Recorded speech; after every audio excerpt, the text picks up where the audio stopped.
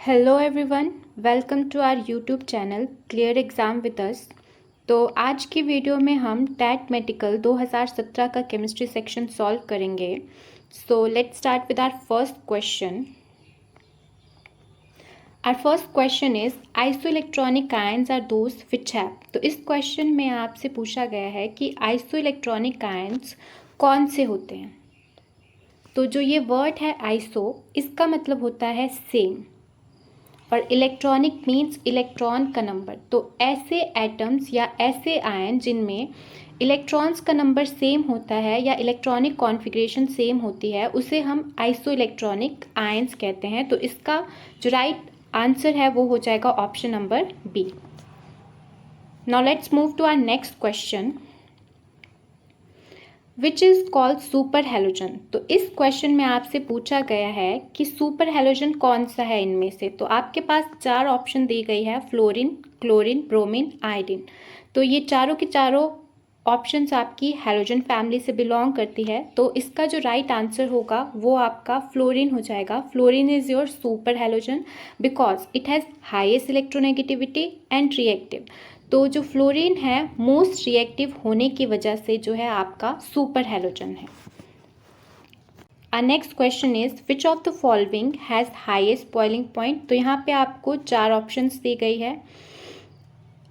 इस क्वेश्चन को सॉल्व करने से पहले आपको पता होना चाहिए कि जो आपका बॉइलिंग पॉइंट है वो आपका डायरेक्टली प्रोपोर्शनल होता है कार्बन चेन में कितने एटम्स हैं, तो number of atoms in carbon chain. और दूसरा जो बॉइलिंग पॉइंट है आपका वो आपका इन्वर्सली प्रोपोर्शनल होता है ब्रांचिंग के।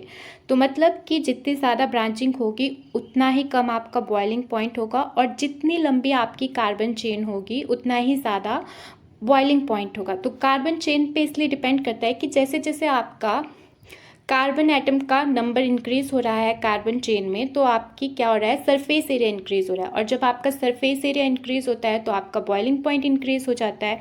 तो यहाँ पे आपको चारों ऑप्शंस के स्ट्रक्चर दिए गए हैं। पेंटेन और ब्यूटेन में आपका जो पेंटेन है वो लॉन्गेस्ट कार्बन एटम की चेन है और ब्यूटेन आपकी 4 कार्बन एटम की चेन है, इसीलिए जो ब्यूटेन है वो ऑप्शन से एलिमिनेट हो जाता है। और जो थर्ड और फोर्थ ऑप्शन है आपकी आइसोपेंटेन और नियोपेंटेन की, इनमें ब्रांचिंग शो हो रही है, इसीलिए इनका जो बॉइलिंग पॉइंट है वो कम होता है। तो इसीलिए जो राइट आंसर हो जाएगा इस क्वेश्चन का n pentane. So our next question is half-life period of first order reaction is 20 minutes. How long it will take to 75% completion? तो आपके पास जो है रिएक्शन की टी हाफ की वैल्यू दी गई है। मतलब हाफ लाइफ पीरियड का मतलब होता है रिएक्शन आपका 50% कंप्लीट हो चुका है, तो उस 50% को कंप्लीट होने के लिए आपके लगे हैं 20 मिनट्स। और आपसे पूछा गया है कि जो रिएक्शन है वो जो है 75% कंप्लीट होने के लिए कितना टाइम लेगा। तो सबसे पहले आप इस क्वेश्चन में जो है इनिशियल कंसंट्रेशन की वैल्यू लेंगे, वो आप कंसीडर करेंगे 100%।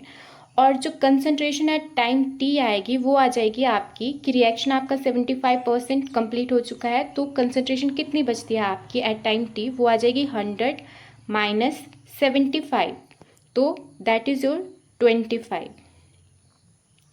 ठीक है। सो आपकी जो इनिशियल कंसंट्रेशन है वो आ जाती है आपकी 100 और कंसंट्रेशन एट टाइम टी आ जाती है आपकी 25। तो अगर आपने इनिशियल कंसंट्रेशन x ली है तो कंसंट्रेशन एट टाइम टी आपकी x/4 आ जाएगी। तो अब आपके पास इस क्वेश्चन में टी हाफ की वैल्यू है, दैट इज़ योर 20 मिनट्स, और आपकी सी नॉट की वैल्यू है दैट इज़ योर एक्स, और सी कंसंट्रेशन एट टाइम की वैल्यू है x/4। तो ये जब आप सारी चीज़ें जो है इन दो फॉर्मूलाज में पुट करेंगे तो आपके पास इन सारी वैल्यूज़ को पुट करने के बाद जो आंसर आपका आएगा वो आएगा 40 minutes. Our next question is which of the following metal will not react with H2SO4 to liberate H2। तो इस क्वेश्चन में आपसे पूछा गया है कि दिए गए चार ऑप्शंस में कौन सा मेटल है जो H2SO4 के साथ रिएक्ट नहीं करेगा। तो इसका जो राइट आंसर है वो हो जाएगा आपका option number B, that is your mercury. ये क्वेश्चन आपका रिएक्टिविटी सीरीज से पूछा गया है। जो मेटल आपके टॉप पे हैं वो आपके मोस्ट रिएक्टिव हैं और जो मेटल आपके बॉटम पे हैं वो लीस्ट रिएक्टिव हैं। यहाँ पे जो हाइड्रोजन से ऊपर हैं वो हाइड्रोजन से ज़्यादा रिएक्टिव हैं और जो मेटल आपके हाइड्रोजन से नीचे हैं वो आपके हाइड्रोजन से कम रिएक्टिव है। तो ऑप्शन में आपको मरकरी था, मरकरी आपका हाइड्रोजन से नीचे है इसीलिए ये हाइड्रोजन से कम रिएक्टिव है। तो ये आपका H2SO4 के साथ कंबाइन करके हाइड्रोजन लिबरेट नहीं करता है। Our next question is chemical formula of cryolite। इस क्वेश्चन में आपसे क्रायोलाइट का केमिकल फॉर्मूला पूछा गया है।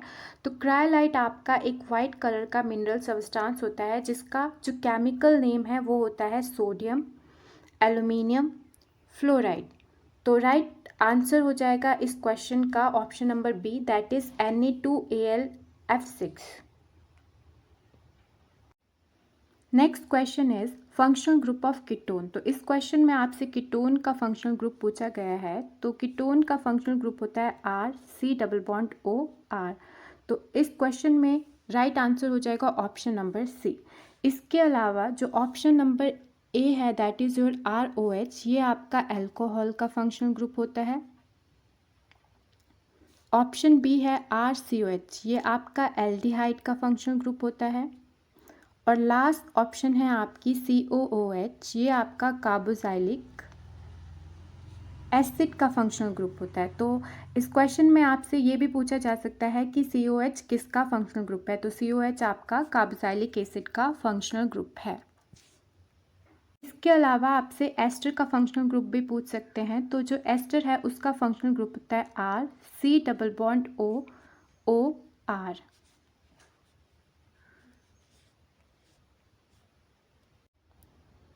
Now our last question, which of the following reaction is not oxidation reduction reaction। इस क्वेश्चन में आपसे पूछा गया है कि इन चार ऑप्शंस में कौन सा रिएक्शन आपका ऑक्सीडेशन रिडक्शन रिएक्शन नहीं है। तो ऑक्सीडेशन रिडक्शन रिएक्शंस होते हैं आपके जिनमें आपका ऑक्सीजन का एडिशन हो रहा हो या हाइड्रोजन का एडिशन रिमूवल हो रहा हो या आपका ऑक्सीडेशन स्टेट में इंक्रीज या डिक्रीज हो रहा हो।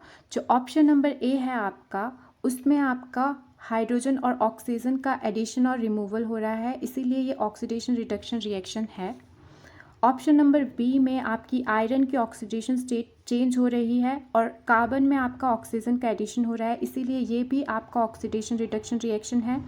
और ये जो आपका ऑप्शन नंबर सी है इसमें भी आपका कॉपर की ऑक्सीडेशन स्टेट में जो है चेंज हो रहा है तो ये भी आपका ऑक्सीडेशन रिडक्शन रिएक्शन है। तो इसमें जो राइट आंसर हो जाएगा कि इनमें से कौन सा ऑक्सीडेशन रिडक्शन रिएक्शन नहीं है तो वो ऑप्शन नंबर डी हो जाएगा।